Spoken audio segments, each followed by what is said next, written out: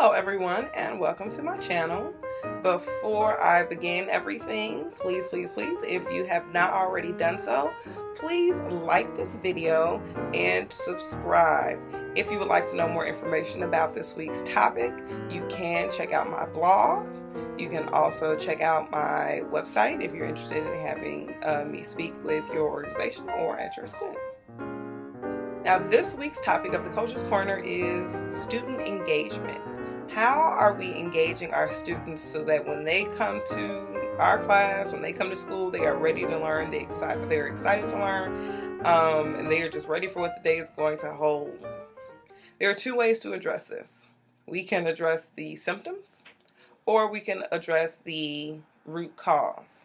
So I've decided to focus in on the root cause of just students disengaging from class, disengaging from assignments, and I've opted to talk about 5 things. Now, this list is by no means the end-all be-all of student engagement list. However, I do believe that if you address these issues, then you will notice that you will have a higher level of student engagement in your classroom. So the first thing is planning. So with planning, we need to take a step back and we need to look at how exactly are we planning our lessons? How are you selecting your standards that you're covering? Are you selecting too many standards? Are you selecting too few standards? Are you deconstructing your standards and scaffolding everything so that everything makes sense for the students? If you aren't actually scaffolding, if you're selecting too many standards, you're covering too much information, you aren't helping them understand, they're going to disengage because you may have skipped a step that they really needed in order to understand the concepts that you're teaching in class. So I always have to take a minute to step back and then look at my actual planning. Did I begin with the end in mind? Look at that curriculum map. Revisit those lesson plans.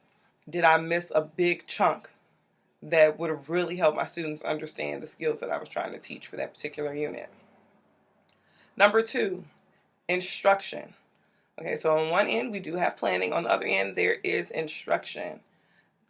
We may be the best at planning with curriculum maps, deconstructing standards, making sure our lesson plans are together, they're extremely organized, extremely scaffolded, but we are missing the mark with our delivery. Okay, are students confused because we're missing the mark with our delivery?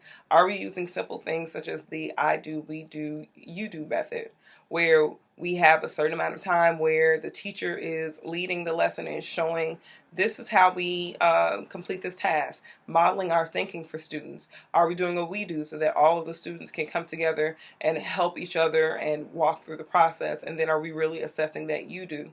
We have to make sure that our delivery is just as tight as our planning, because even though lesson plans may be the best lesson plans that any administrator has ever read in the history of lesson plans, if we're missing the mark with delivery, we're going to lose our students. If we're talking too long versus having the students actually practice the skill, we're going to lose students and we're going to lose engagement.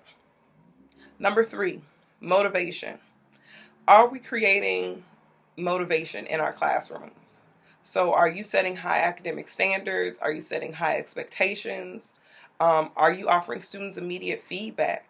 Do they complete an assignment and then you keep the assignment for 2 weeks and they get it back with no feedback and a grade? Or do they sit in class, they complete an assignment, you immediately offer feedback so that they can go back and they can continue working on it? These are things that help to keep our students engaged. They're motivated to work because they know what they need to do, they know how they need to improve, and they know what your expectations are and that you're actually going to follow through with your expectations. Number 4, are we teaching the way they learn or are we teaching the way we learn? And that's something that is always tricky for educators. We always default to how we learn best. Because we think about our educational experiences and what worked for us. However, what worked for us isn't necessarily what works for them. So are you getting to know your students' different learning styles? It's important that you're aware of them, and not necessarily because you're going to incorporate these learning styles into every single lesson, because that isn't necessarily a realistic expectation for you as an instructor. However, it's important to recognize that half of your class may be tactile learners and the other half are auditory. And as you are giving them something that a visual learner would just love, you'll have a better idea of how to scaffold that assignment so that the students know how to actually complete the assignment. So make sure you're aware of how they learn, because again, it's unrealistic to say every lesson that I teach every day has something that addresses every different learning style. But in being aware of those learning styles, you know how to approach your students and how to approach your classroom. And in doing so, you'll have a higher level of engagement because students will be able to actually maneuver and move around your class, or not other classes actually. Number 5. Now, number 5 is very loaded. So this is something that I'm going to introduce. However, I also recognize that this is something that I could probably deliver a 2-year PD on. Okay. So MTSS. Okay. It would not be education if I did not give you guys an acronym. So MTSS is multi-tiered systems of support. Many schools use MTSS and they use it successfully, because what it does is it takes those students and it pinpoints where all of your students are so that you better know how to address them. So there are the 3 tiers, and some students go into the first tier, the second tier, or the third tier. Now, it's important that you are attempting MTSS because this is how you're going to eliminate confusion.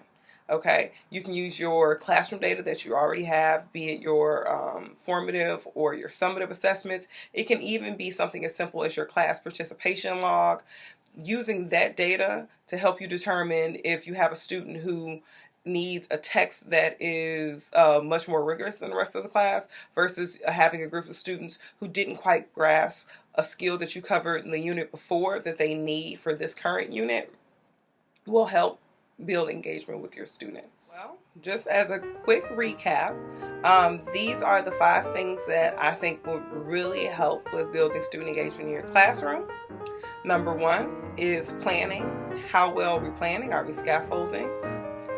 Number 2, instruction. How is our delivery going? Are we really delivering material in such a way that students can really grasp what's going on? Number 3, motivation. Are we offering immediate feedback? Are we setting high academic standards so that students are motivated when they're in our class because they know that they're going to get that feedback and they know that they're going to be held to these high expectations? Number 4, are we teaching the way that they learn versus the way we learn? Are we trying to figure out what kind of learners are in our classrooms, and are we trying to address that or even take that into consideration as we're planning our lessons for our students? And number 5 is MTSS. Are you using MTSS in your classroom so that you can determine where your students are so that you can better support those students? You can meet them where they are, and then you can push them to where they need to be. Thanks for tuning in this week to this week's episode of the Coach's Corner. If you did like this video, I'm going to ask that you like and subscribe this video. If you would like more information about this week's topic, you can check my blog. And if you're interested in having me work with your school or organization, you can check my website. Thanks for watching, and I will see you next week. Hey! Interested in learning more or having me work with your school or organization? See the details section below for contact information. Again, thanks for watching.